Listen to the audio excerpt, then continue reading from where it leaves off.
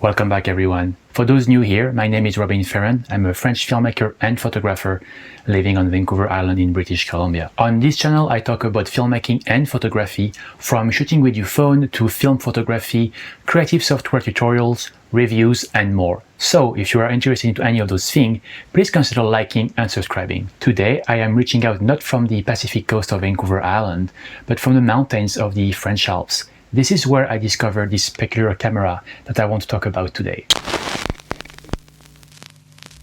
You see, my dad and I were cleaning out the family's cabin basement, and I found a box of my dad's belongings when he was a kid, and between the slides of Kodachrome and Ektachrome, I found this peculiar camera here, which is a Zeiss Ikon from the 50s. My dad told me this camera was gifted to him when he was 8 or 9 years old, and that was his first camera. And when I checked the quality, I can see it is still in very good condition. My dad had wrapped it inside a plastic bag, so all of the aluminiums, the back of the camera, everything is still in very good condition and in fully working condition. So the shutter and the shutter levels, everything works perfectly. When I discovered this camera was working perfectly, I decided to try it for myself.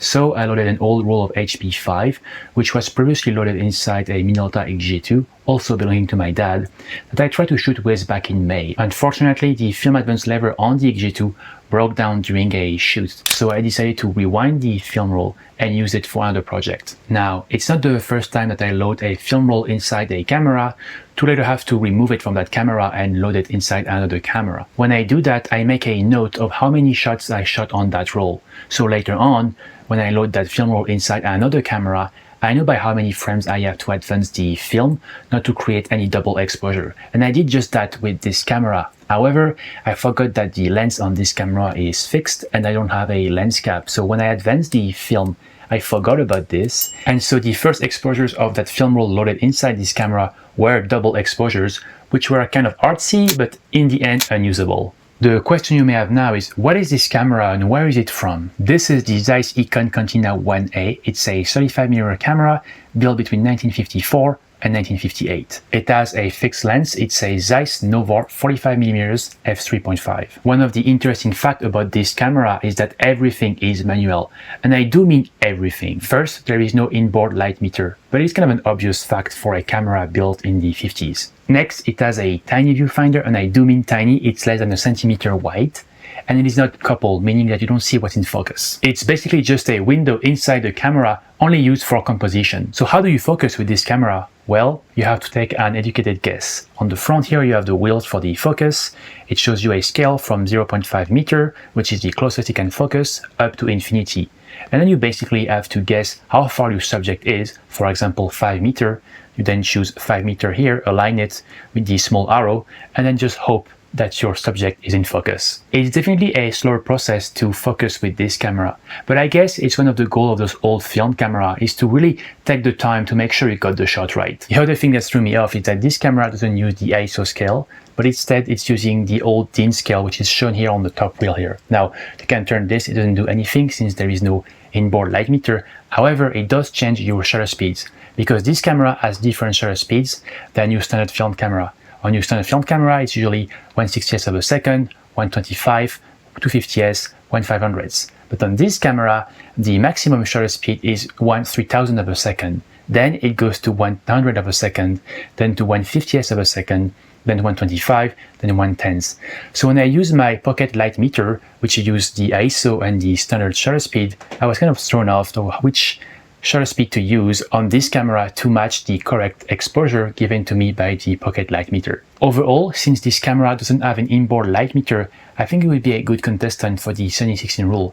However, you have to remember that the shutter speeds are different and the maximum shutter speed on this camera is 1/300th of a second.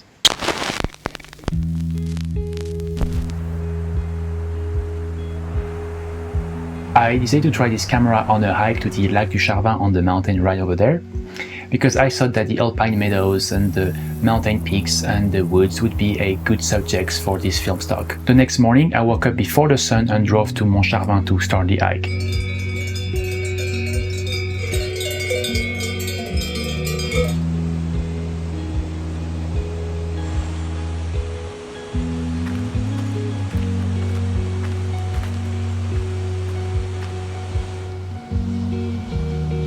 That morning there was a lot of fog, which was kind of odd for a summer day. However, I was quite happy for that fog because this meant that I wasn't going to have to make the ascent with the hot blazing sun above my back. And on top of that, the atmosphere, the mist and the fog in the mountains would do a great subject with HP5.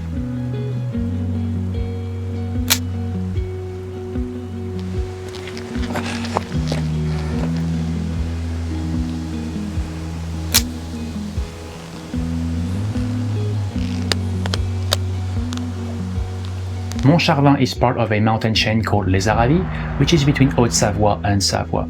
And the mountain peak is at 2,400 meters and has a beautiful view on the Mont Blanc. It is considered a challenging hike, and since I don't do it every day, I wanted to make sure I had some sort of backup, just in case the roll of HP5 inside the Zeiss didn't pan out. So as a backup, I brought my Nikon S3T and loaded a roll of Kodak Portra 400, just so I wouldn't come home empty-handed. Unfortunately, I also had some issue with that backup being Portra 400, because once I got the film back from the lab, I discovered that several images had some odd ghosting and dye leaks, which I think were a problem during the development, but I could be wrong.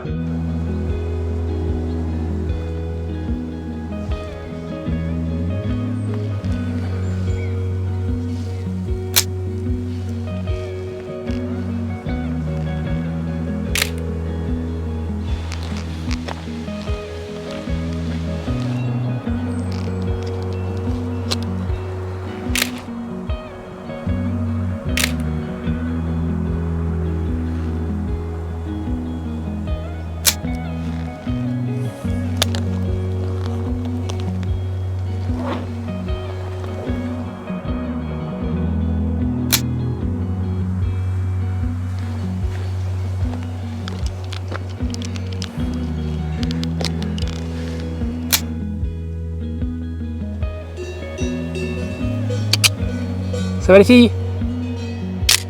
Merci. Now you may have noticed that I said other issue talking about the backup. This means that I also experienced issue with the main camera, with the Zeiss, and the main issue was caused by this. Now this is a lens hood that my dad made. I don't know where he got this part from. It is a genuine lens hood for a camera, but I don't think it is for this camera. And inside he put a yellow filter, which is great for black and white photography. And with friction, it just holds in place. Now, when I put on the camera here, it's also the frictions that hold the lens hood together. And I simply have to put it like this. However, if this lens hood is not pushed all the way in, it creates heavy vignetting on the images. And I think what happened is that I was holding this camera with the Peak Design capture clip on my backpack straps here. And during the hike, I'm pretty sure that this thing slightly moved, and that's why I have such heavy vignetting on some of those images that you're seeing right now. But it's something that a small crop can easily fix. Anyway, once I clear the woods, I arrive at the first alpage. Alpage is a French word to describe the swaths of grassland in an alpine environment on which you can see cows and sheep and goats graze in the summer months. Farmers will bring earth of the animals in the alpage during the summer months so that the grassland down in the valley can regenerate until the autumn, and also because it's much more comfortable for the animals to be up there in a cooler environment. In the land of Adam, that all fall apart. When the darkness crumbles from the mighty sound.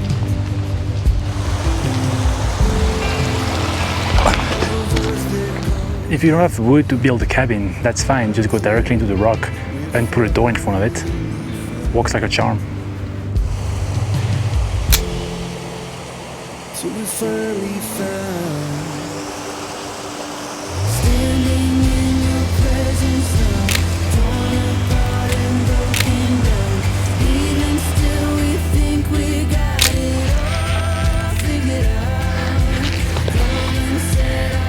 wonder what it looked like in black and white, but I'm pretty sure there was too much light.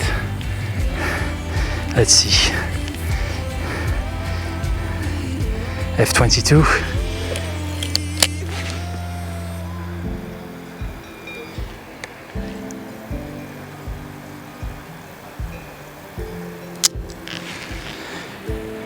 (16 out of 24. I really need to stop shooting before I get to the lake.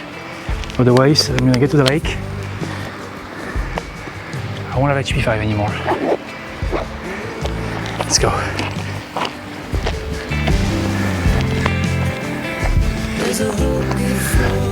We are almost not there.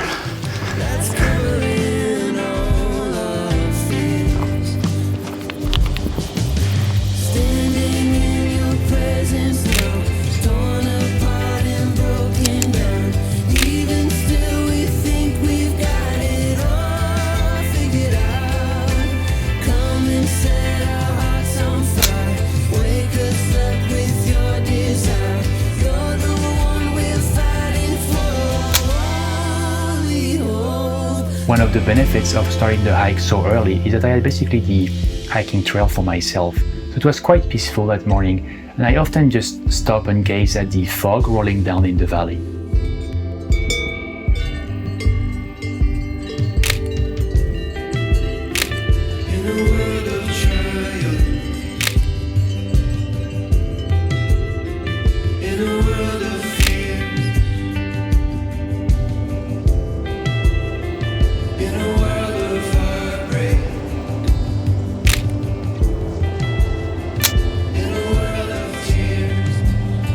I arrived at the lake around 11 AM and decided to break down for lunch and also maybe to take a small nap, because in the summer months the light is at its worst between 11 AM and 2 PM anyway. On top of that, I was filming with my iPhone that day, but I forgotten to pack my external battery, and the iPhone battery was running really low, so I decided to let it rest with whatever battery it had left, wait for the light to dim before walking up behind the lake to the ridge where there is a beautiful view on the Mont Blanc.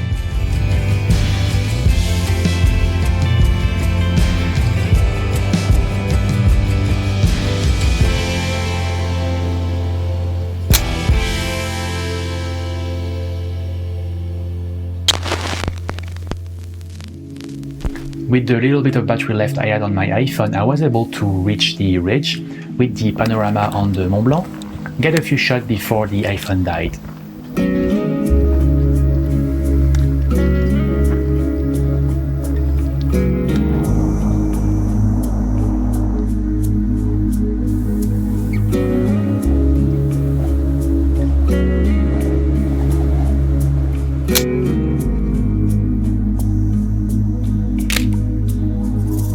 The ridge was also a great place to see the gypaètes. Those are the largest vulture in Europe and were introduced a few decades ago in the Alps. And since it's a protected species, they have grown quite a lot and now can be seen throughout the Alps. I did manage to get one shot of a gypaète flying nearby with the roll of Portra 400. Unfortunately, it was one of those images that had issue with the development.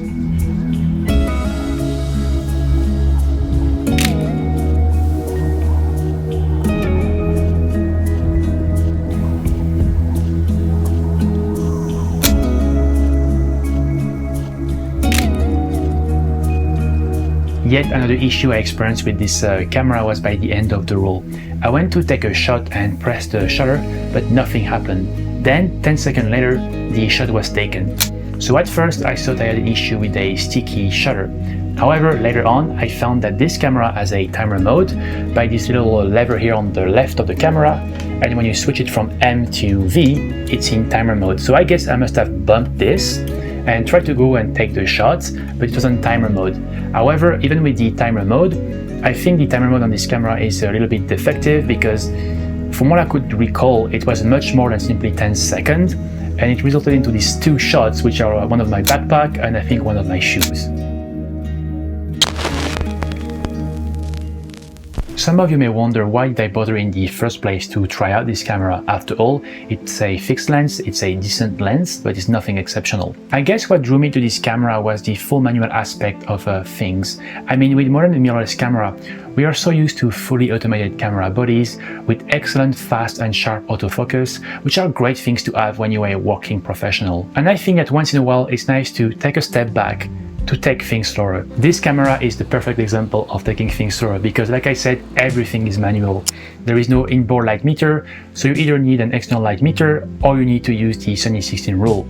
When it comes to defocusing, since you don't have any focusing assist, you can have to guess how far your subject is when you try to focus with this camera and say, well, my subject is at 5 meters, so I'm going to put it here at 5 meters and hope that my subject is in focus. On top of that, I do think that every photographer should try at least once one of those fully manual camera, because it shows you that taking a photo is much more than simply pressing the shutter. And despite this camera being fully manual, it was made in the 50s, so it's still considered an easy model. Would I recommend you to buy this camera? Probably not. However, if you happen to find one inside your grandparents' attic, then you should definitely try it at least once. For my part, I will definitely try this camera again in the future, but maybe this time with a slower speed film and without the lens hood. And this is the end. If you made it this far, thank you for your support. And if you got something out of this video, please consider liking and subscribing so I can do more in the future. And I'll see you next time. Bye for now.